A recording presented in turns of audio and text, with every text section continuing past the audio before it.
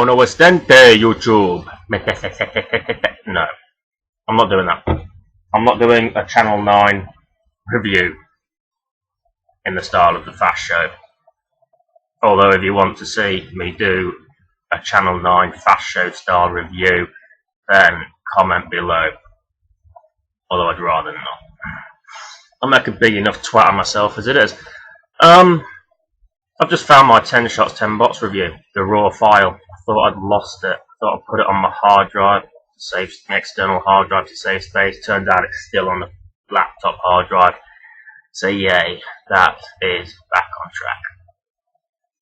I picked up plastic recently, quite a lot of it. I got all excited because of the AOE toys coming out.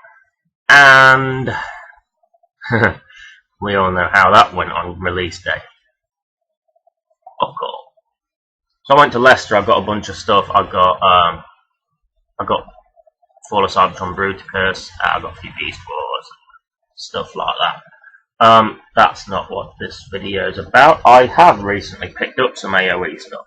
Last Sunday, no, Sunday the 8th, I took Bradley to Toys R Us because his birthday was on the 9th, and I saved myself some money. And lo and behold, at Toys R Us in Leicester, which I've heard is the worst Toys R Us in the country, they had the Voyagers of a Voyager mode, Optimus Prime, and Grimlock. Now those were two that I wanted, especially a Voyager Prime. I also wanted Slug and Scorn, I want all the Dinobots, and I wanted Crosshairs because of the trenchcoat thing. I just like that. Trenchcoat, Crosshairs was the first one I'd actually got. I ordered it online from the Toys R Us website. I ordered Slug and Scorn from the Toys R Us website as well. They arrived the other day. In the hand, I bought Optimus Prime, Grimlock, and like, what's he called? The Bumblebee. The black. This one. This is the one I'm doing today. Shadow Bastard Bumblebee or something. High Octane, that's it. Where the fuck did Shadow Bastard come from? Yeah. I bought Bumblebee just because. He was the only deluxe in store. And by that I mean that was the only deluxe in store. There wasn't multiple Bumblebees, there was one Bumblebee. And I thought, why not? It looks pretty cool. Wilf likes the look of it, he wants it, so I thought I'll pick it up just to rub it in. He called me a cunt. So yeah, that was the just because. The other ones I'd fully intended buying: Crosshair, Slug, Scorn, Grimlock, Prime. Got them. Obviously I want Hound, I want Galvatron, I want the other Dinobots. Maybe Dino, just, you know. See, if they've released like the, what is it, they've done Dark Side Soundwave, which is all good and well. I got the original Dark of the Moon Soundwave. Yeah, it's all good and well. We've got a Dino, we've got the Dark Side Soundwave. What the fuck's Leadfoot? Let us finish our cunting wreckers. Please. Enough of that though. Now, I'm one of those reviewers, there are a few out there. Some do it linear, like per toy line or per series. I don't do that very often. I started out doing that. I started with Star Wars Transformers. That was all one thing. And then I moved on to, like, I think the next one I did after that was Revenge of the Fallen Superion. And then it was like random shit, classic Soundwave, Universe Onslaught, and that. It was all just, you know, what I felt like doing at the time. But with this, I actually feel like reviewing all the AOE toys I've got. So I'm going to do that. This is going to be like, it's going to be linear. It's going to be a series instead of just a bunch of random shit. And I will be starting with Shadow Bastard Bumblebee. It's almost pretty cool. I do like it. It kind of reminds me, it's the 70-something SS Camaro. It kind of reminds me of the car from Supernatural, what Sam and Dean drive. I can't remember what exactly that is off the top of my head. Baby. It's a Chevrolet Baby. It goes brum brum pretty well, you know. as the cars do. I think this is actually my first Bumblebee review I've done. It's not my first Bumblebee, it's my first review I've done. On the underside, what do you expect? You're not going to get away from that nowadays. It's a consequence of engineering. Quite a bit in the window as well. You don't even see it, there's light flares and shit, but there you see all the bits inside.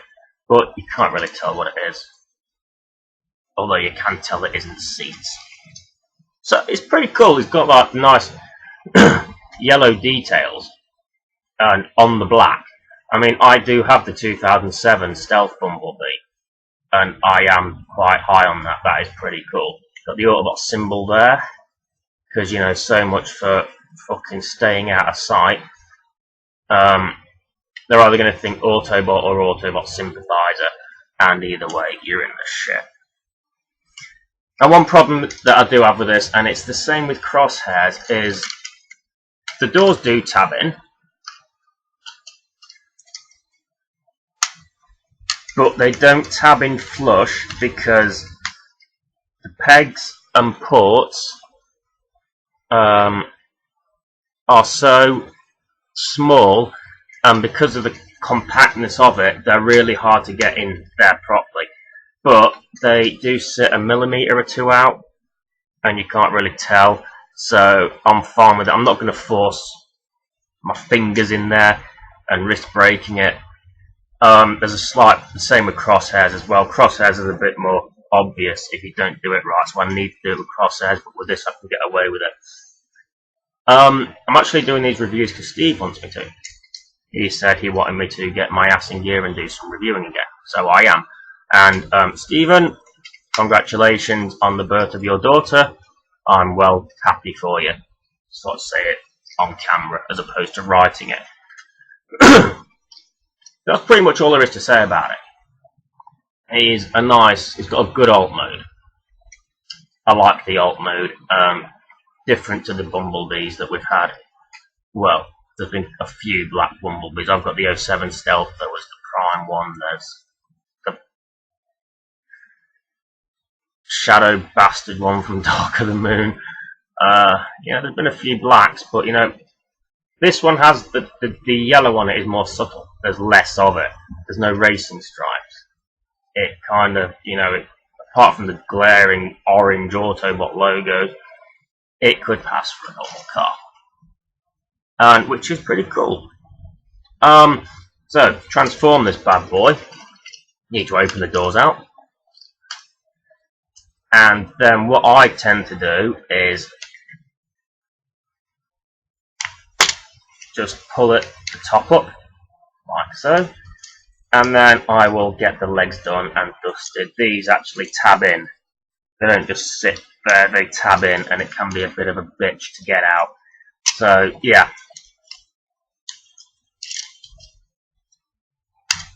As you can see, they're on massive fucking pegs on his feet. Just fold them out. Like that. You might want to... I swear that's not his cock. It's his missile. One of those pushy ones. Not spring loaded. I'm not going to take that out. Especially around the children. So his legs are pretty much done. What you need to do, front window, just remove it from the bonnet and fold it up slightly, straighten his legs out, and yeah, you need to pull that down. What you need to do next is, oh, what have I done? I've pulled some shit off. I'm out of practice, kids. I think it goes in there. Yeah, it goes in there. And we're back in the game. Alright, you need to, yeah, so without pulling them off, you need to pull the wheels out and down. And then you need to untab the arms, because the arms, oh, fuck's sake, stay on, you cock. Do you know what would be easier? Lift his arms up. And they separate, because that bit tabs into a peg on his other arm. And just do that for now. Then you need to bring down the whole assembly, the front assembly, the torso piece. I'm getting lag already, and you just split it at the front like that. It's really hot in here, and I am not doing a tits out review. But if you want to see me do a tits out review, leave a comment.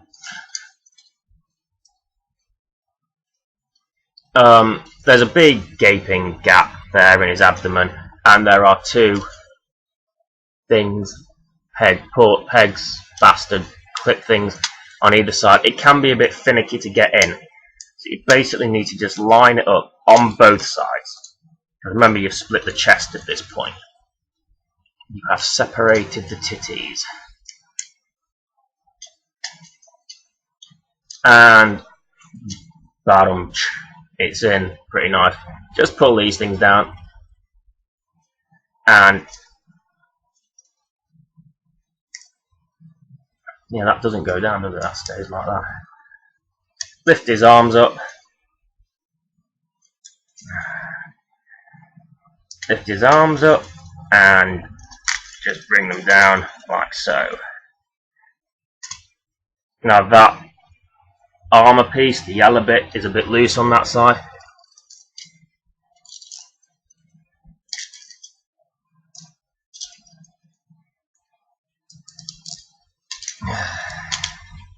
This is a bit weird. And then we are basically just sort his arms out, because that's one of the things with this toy. And just pull those panels down. One of the things with the toy is it can be very loose. Not very loose, sorry, very tight. Some of the arms, especially, are, you know, tight ratcheting good and all, but sometimes it can be too tight. And, you know, this is an example of it being too tight. It's even the same on his elbow joints. They are extremely tight. And when you've finally got his arm sorted, just lift that up and put it there, out of the way. There's your Bumblebee. His missile goes in thing on his arm. He doesn't look like a cock anymore. So this is your high octane Bumblebee, and he's not bad. He is not the best Bumblebee I've got. He's not my favourite Bumblebee. He's okay. It's not a bad little effort. But you know, there's one thing that bugs me. On the back of his head, you can see the massive light piping port, the massive piece of clear plastic, yet his eyes are painted blue. Which looks okay, but it kind of deprives of any light piping. Like I said, the arms are extremely tight, going up, and the elbows, there's no wrist articulation.